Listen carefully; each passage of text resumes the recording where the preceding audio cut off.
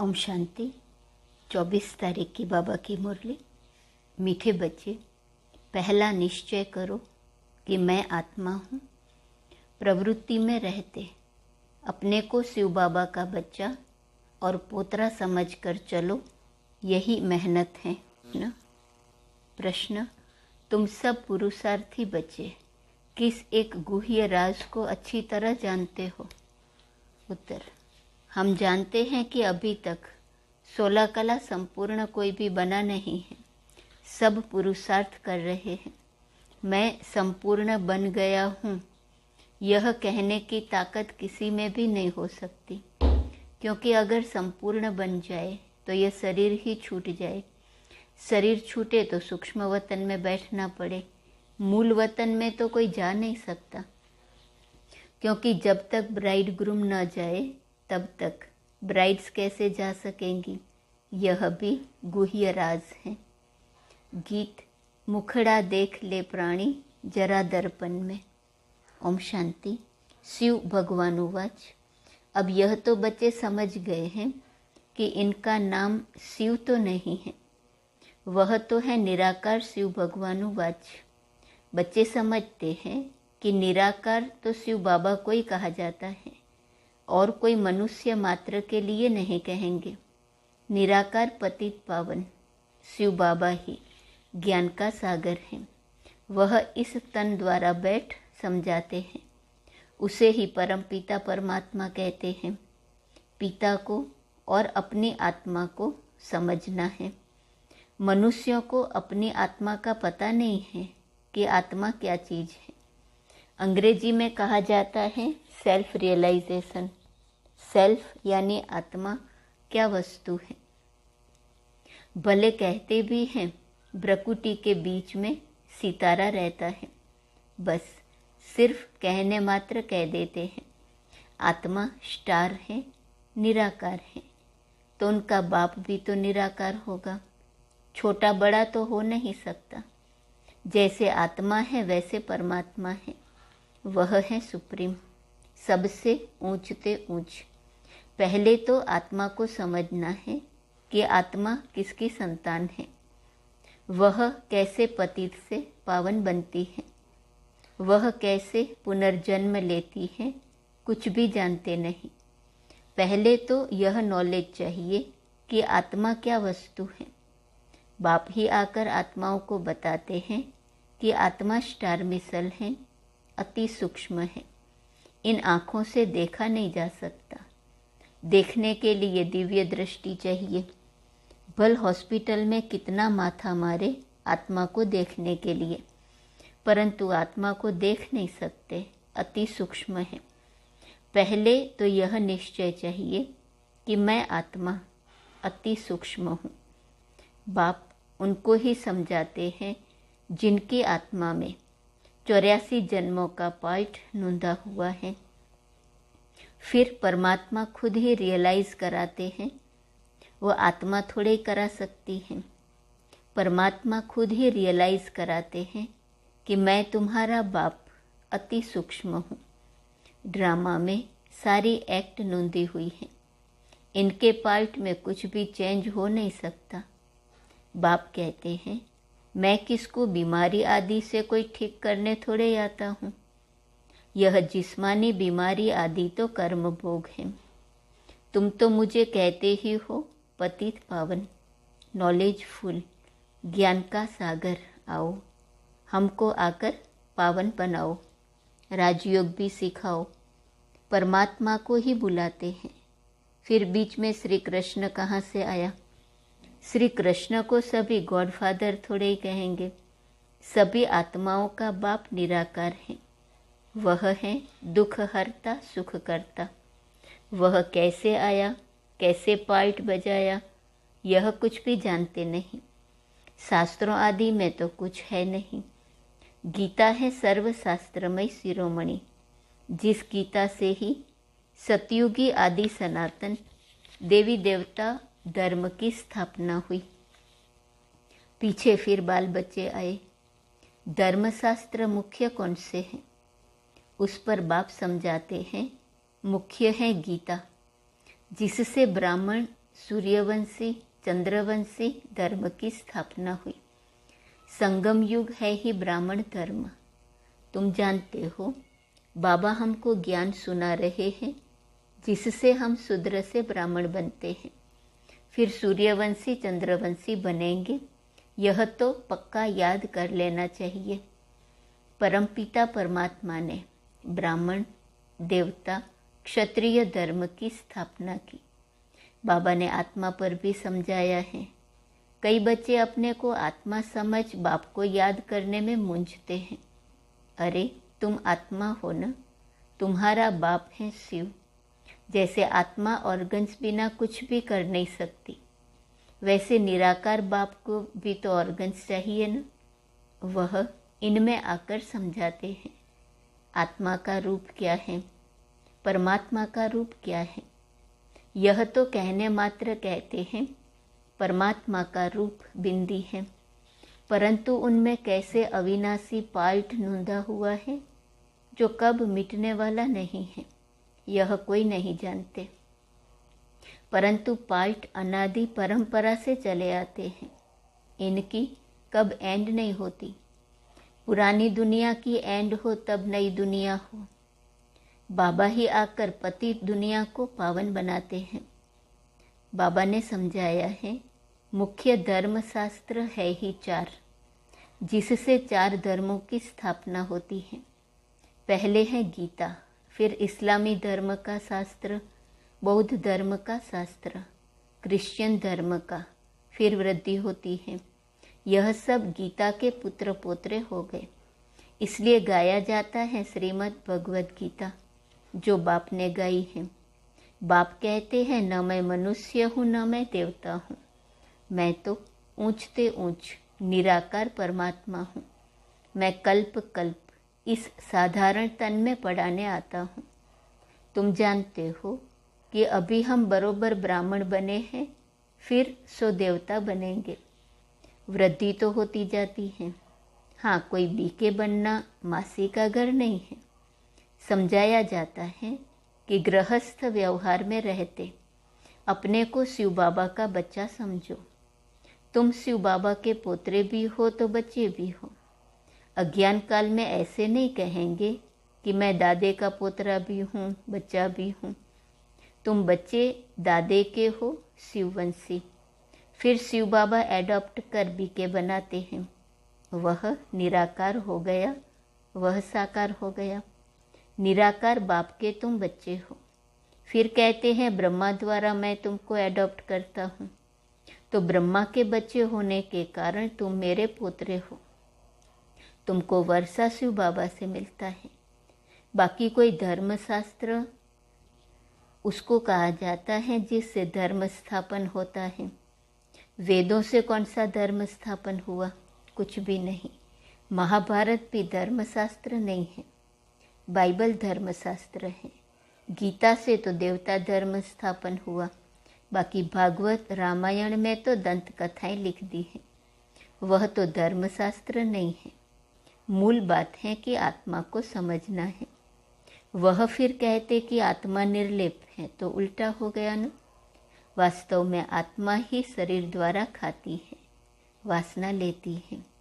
दुख सुख आत्मा ही फील करती है ना। महात्मा पाप आत्मा कहा जाता है।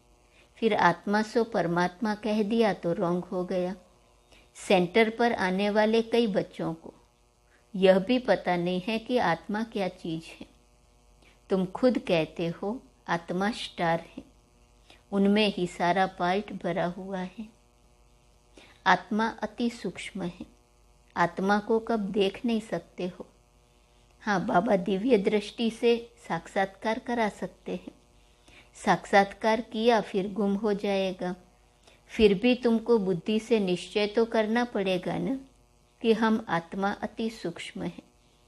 जैसे विवेकानंद का मिसाल सुनाते हैं कि उनको ज्योति का साक्षात्कार हुआ। देखा ज्योति उनसे निकलकर मेरे में समाई, परंतु यह तो साक्षात्कार हुआ, बाकी समाने की तो बात ही नहीं है। आत्मा का साक्षात्कार हुआ तो क्या, आत्मा तो तुम हो ही। कितनी फालतू महिमा लिख दी है। साक्षात्कार हुआ, अच्छा उससे प्रारब्ध क्या है? कुछ भी नहीं। मिसला, तुमको चतुर्भुज का साक्षात्कार हो तो क्या तुम लक्ष्मी नारायण बन जाएंगे क्या? एम ऑब्जेक्ट का ये सिर्फ साक्षात्कार हुआ। बाप का भी क्या साक्षात्कार होगा? जैसे आत्मा स्टार है वैसे वह भी स्टार है।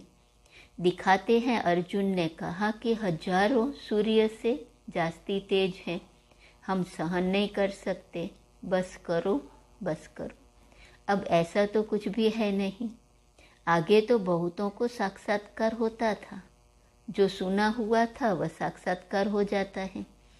समझते हैं हमारी मनोकामना पूरी हुई, परंतु इसमें तो कुछ भी फायदा नहीं है। बाप कहते हैं मैं राजयोग सिखाकर पतित से पावन बनाने आया हूँ। ऐसे नहीं मुर्दे में श्वास डाल दूंगा। बीमारी है तो जाओ डॉक्टर के पास, हम तो आए हैं पावन बनाने। पावन बनो तो पावन दुनिया में चलेंगे। जरूर पतित दुनिया का विनाश होगा तब तो पावन दुनिया स्थापन होगी। महाभारत लड़ाई के बाद क्या हुआ? रिजल्ट कुछ भी दिखाते नहीं है। तुम बच्चों को अभी सृष्टि के आदि मध्य अंत का राज समझाते हैं। यह नॉलेज किसकी बुद्धि में है नहीं, आत्मा का ही ज्ञान नहीं है। बाबा से आकर पूछते हैं आत्मा क्या है? बाबा को याद कैसे करें? बाबा वंडर खाते हैं सर्विस करने वाले बच्चों में भी आत्मा परमात्मा का ज्ञान नहीं है, तो औरों को क्या सुनाते होंगे? हाँ, मुरली सुनाते रहते हैं।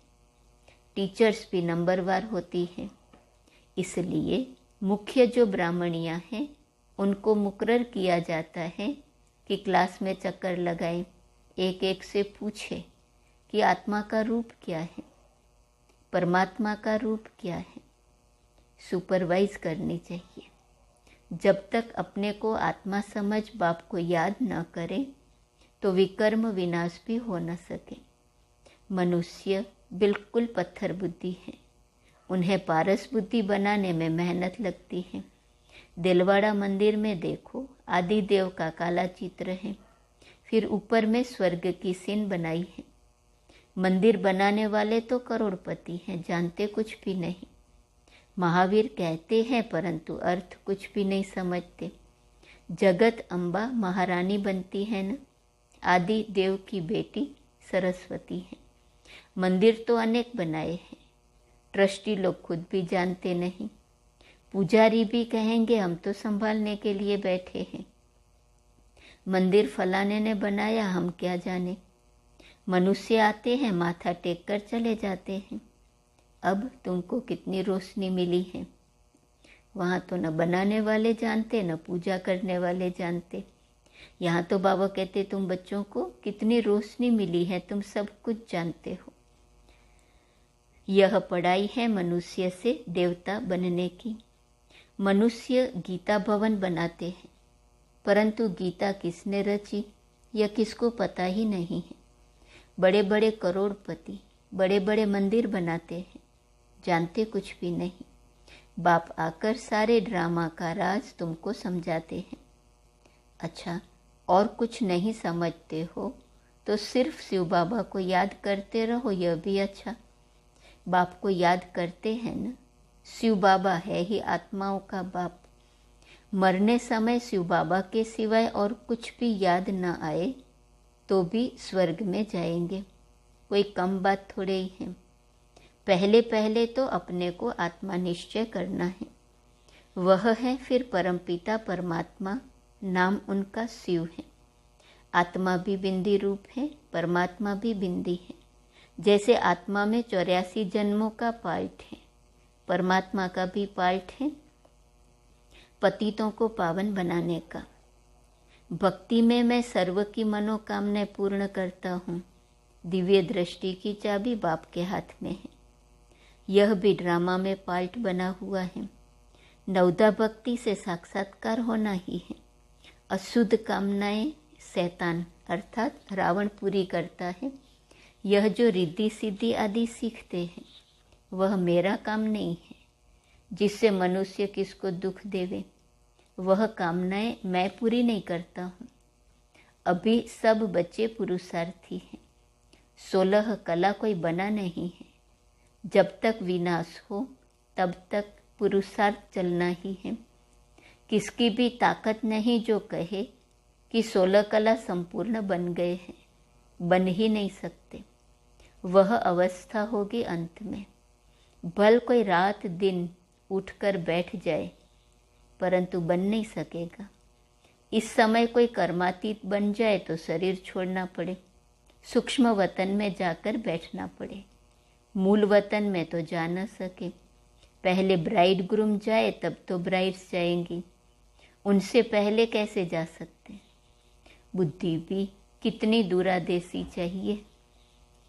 अच्छा, मीठे मीठे सिकिलदे बच्चों प्रति माता पिता बाप दादा का याद प्यार और गुड मॉर्निंग। रूहानी बाप की रूहानी बच्चों को नमस्ते, रूहानी बच्चों की रूहानी बाप को नमस्ते नमस्ते नमस्ते। धारणा के लिए मुख्य सार है। पहली पॉइंट, साक्षात्कार आदि की आस न रख, निश्चय बुद्धि बन पुरुषार्थ करना है। पहले पहले निश्चय करना है कि मैं अति सूक्ष्म आत्मा हूँ। दूसरी पॉइंट, बीमारी आदि में बाप की याद में रहना है। यह भी कर्म भोग है। याद से ही आत्मा पावन बनेगी। पावन बनकर पावन दुनिया में चलना है। वरदान, ज्ञान और योग के बल द्वारा माया की शक्ति पर विजय प्राप्त करने वाले माया जीत जगत जीत भव। दुनिया में साइंस का भी बल है, राज्य का भी बल है और भक्ति का भी बल है, लेकिन आपके पास है ज्ञान बल और योग बल। यह सबसे श्रेष्ठ बल है। यह योग बल माया पर सदा के लिए विजयी बनाता है। इस बल के आगे माया की शक्ति कुछ भी नहीं है। माया जीत आत्माएं कभी स्वप्न में भी हार नहीं खा सकती। उनके स्वप्न भी शक्तिशाली होंगे। तो सदा यह स्मृति रहे कि हम योग बल वाली आत्माएं सदा विजयी हैं और विजयी रहेंगे। स्लोगन, कर्म करते कर्म के बंधनों से मुक्त रहना ही फरिश्ता बनना है। आज का स्वमान, मैं आत्मा सैंपल हूँ, अर्थात उदाहरण रूप हूँ। मेरे जीवन से सभी उदाहरण